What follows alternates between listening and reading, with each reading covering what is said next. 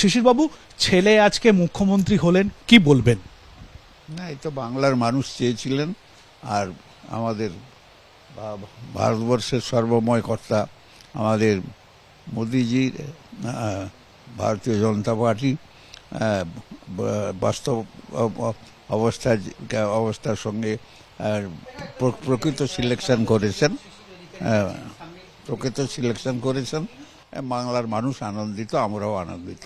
শুভেন্দুবাবু সবসময় বলতেন যে ধৈর্য স্থৈর্য, সেটাই কি আজকে জীবনের মূল মন্ত্র? একবারে রামকৃষ্ণ পরমহংসদেব বিবেকানন্দের যে কথাবার্তা, সেই কথা একবারে প্রতিফলিত হয়েছে। আজকের দিনটা দাঁড়িয়ে কতটা খুশি একজন বাবা হিসেবে? না, নিশ্চয়ই আমাদের গোটা পরিবারই খুশি এবং গোটা জেলাই খুশি আমাদের।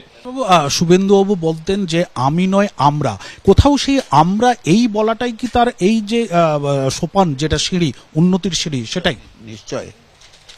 নিশ্চয়ই আমি বলে কোনো পদার্থ নেই। সংবিধান কখনো অ্যালাউ করেনি যে আমি দলটাতে আপনি আগে করতেন, সেই দল থেকে আজকে শুভেন্দুবাবু বেরিয়ে এসে বিজেপিতে, কোথাও কি দল ত্যাগ না করে আজকে বিজেপিতে না এলে আজকে এই সুযোগটা আসতো না? না, একবার সার্টেনলি আরও আগে আমাদের পালিয়ে আসা উচিত ছিল। আমি অজয়দাকে আজকের দিনে প্রণাম করি। সতীশ সামন্ত, কুমার জানা, এরা প্র্যাকটিক্যালি অ্যাডভান্স হয়ে লড়াই করেছিলেন, কিন্তু আমাদেরকে ইঙ্গিত দিয়েছিলেন, আমরা বুঝতে পারিনি।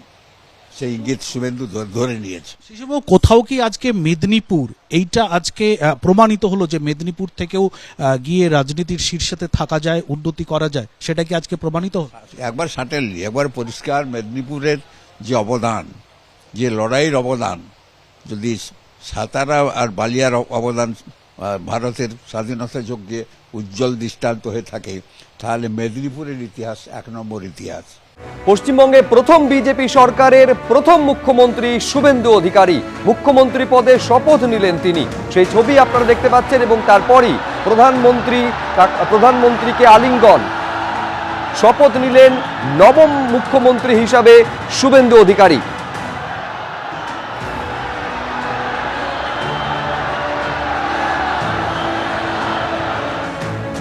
এই মুহূর্তে জোড়াসাঁকো ঠাকুর বাড়ি থেকে সরাসরি দেখছেন মুখ্যমন্ত্রী শুভেন্দু অধিকারী। তিনি বেরিয়ে আসছেন এবং তিনি স্পষ্ট এর আগে জানিয়ে দিয়েছেন যে রবীন্দ্রনাথ ঠাকুরের যে ভাবনা, বাংলা এবং বাঙালির সংস্কৃতি, সেই পথ ধরে এগোবে।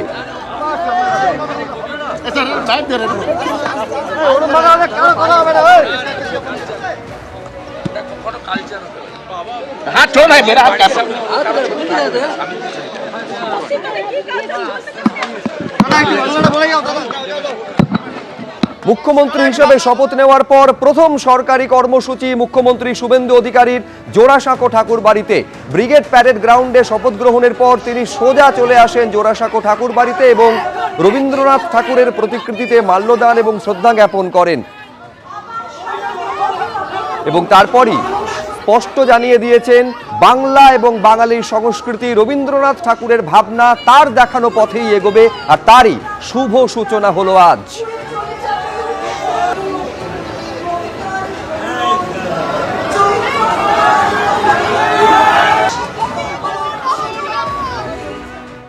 এবিপি আনন্দ, এগিয়ে থাকে, এগিয়ে রাখে।